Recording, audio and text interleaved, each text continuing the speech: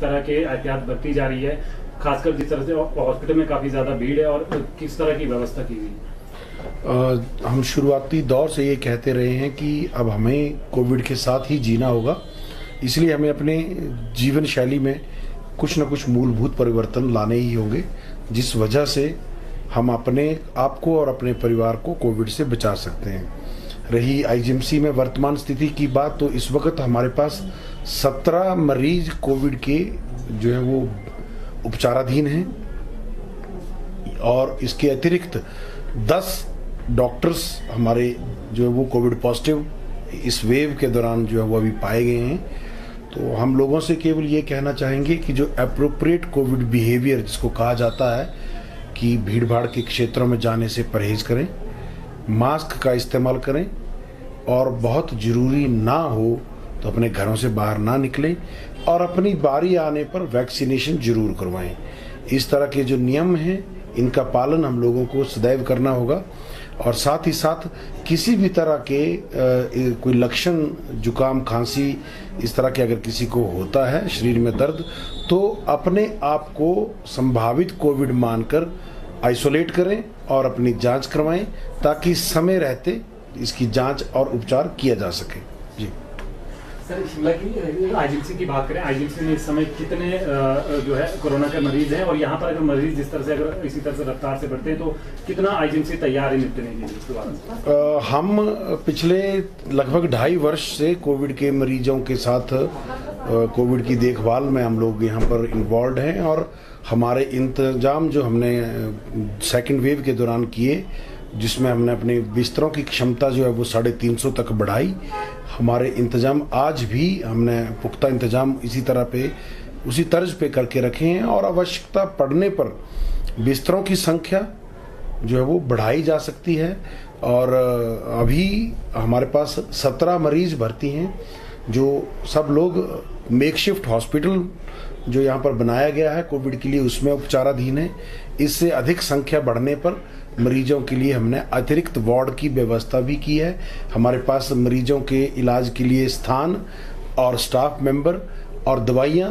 और testing kit, ये सब चीज़ें प्रचुर मात्रा में उपलब्ध हैं। बात करें जिस तरह से डॉक्टर भी अब इसकी चपेट में आने लगे, अब तक कितने अगर पिछले एक सप्ताह की बात करें कितने डॉक्टर जो है कोरोना पॉजिटिव हो गए? अभी हमारे पास जो आंकड़े उपलब्ध हैं उसके हिसाब से 10 डॉक्टर्स, जिसमें डिफरेंट विभाग के वो रेजिडेंट भी हैं, कंसल्टेंट भी हैं, वे सब लोग जो हैं 10 लोग वो कोविड पॉजिटिव पाए गए हैं। अब परंतु अब गाइडलाइंस बदल गई हैं। अब वर्तमान गाइडलाइन में हेल्थ केयर वर्कर अगर कोई पॉजिटिव आता है, जब तक उनके अंदर लक्षण ना हो तो वो काम करते रहेंगे, क्योंकि हम लोग सब वैक्सीनेशन की जो प्रिकॉशनरी डोज है, जिसको बूस्टर डोज कहा जाता है, वो भी हम लोगों को, सब लोगों को लग चुकी है। तो अब लोगों को भी हम ये आह्वान करना चाहेंगे कि अपनी बारी आने पर वैक्सीनेशन जरूर लगवाएं। आज भी जो मृत्यु हो रही है कोविड में, वो उनमें वैक्सीनेशन नहीं करवाने वालों की संख्या अधिक है। क्या माने, जिस तरह से मामले लगातार बढ़ रहे हैं तो आने वाले दिनों में ये और भी बढ़ सकते हैं? क्या वजह मानते हो कि लोग जो है अब बेफिक्र हो गए हैं और कोरोना के जो नियम थे उनका पालन नहीं कर रहे हैं? देखिए, कोविड तो अब हमारे जीवन का अभिन्न अंग है, क्योंकि जब भी कभी इस तरह का कोई इन्फेक्टिव डिजीज समाज में आती है तो उसको बहुत मुश्किल होता है उसको रूल आउट कर पाना, निकाल पाना, क्योंकि हमारा जैसा अगर हम भारत देश की बात करें तो बहुत भारी आबादी वाला हमारा देश है। भारी जनसंख्या के साथ साथ जनसंख्या घनत्व भी हमारा काफ़ी अधिक है और प्रत्येक व्यक्ति के द्वारा एप्रोप्रिएट कोविड बिहेवियर, इन नियमों का पालन हो, ये सुनिश्चित कर पाना भी आसान कार्य नहीं है। तो इसलिए सरकारें केवल मरीजों की जांच और इलाज की जो व्यवस्था है उसका प्रबंध कर सकती हैं, उसके लिए सरकारें जिम्मेदारी उठा सकती हैं, परंतु इस तरह की संक्रमण से फैलने वाली बीमारियों को रोकने में हम समझते हैं सारा का सारा जो दायित्व है वो हम लोगों पर बनता है, क्योंकि जब तक हम लोग इस मुद्दे की गंभीरता को नहीं समझेंगे, देखिए बंदिशों में इंसान का जीवन चलना मुश्किल है, तो ये बंदिशों का दौर फिर से ना शुरू हो, बच्चों की स्कूली शिक्षा अच्छे से चले, हमारे व्यवसाय केंद्र जो है वो ठीक से चलें, बाज़ारों में रौनक हो, हर चीज़ ठीक से चले। इसलिए हमें अपने आप में, अपनी जीवन शैली में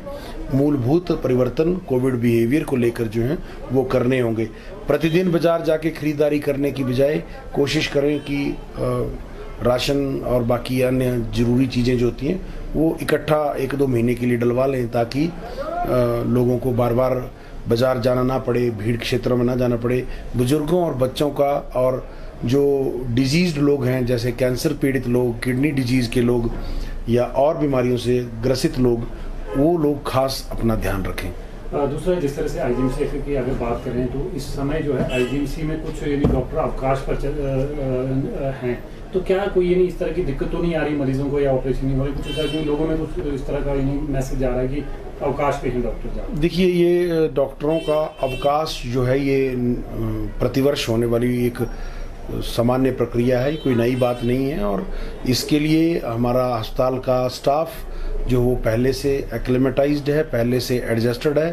तो हम किसी भी तरह की कोई समस्या किसी व्यक्ति को नहीं आने देते, क्योंकि हमने ये हमारी छुट्टियां का जो समय होता है ये शेड्यूल हमें वर्ष के शुरुआत में ही तय हो जाता है। तो हम मरीजों को जो रूटीन कार्य के लिए जब अस्पताल में जिनको भर्ती करते हैं तो उनको उस रोस्टर के हिसाब से ही हम यहाँ पे बुलाते हैं, ताकि लोगों को परेशानी ना उठानी पड़े।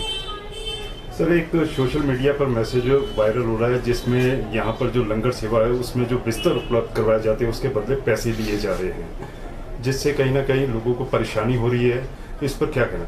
देखिए, सोशल मीडिया की बातों पर प्रतिक्रिया देना हम समझते हैं उचित नहीं है, और हम जो रिपोर्ट हमारे ध्यान में ये आई है इसके लिए आज हम अपनी कुछ लोगों को वहाँ पर भेजेंगे और उनसे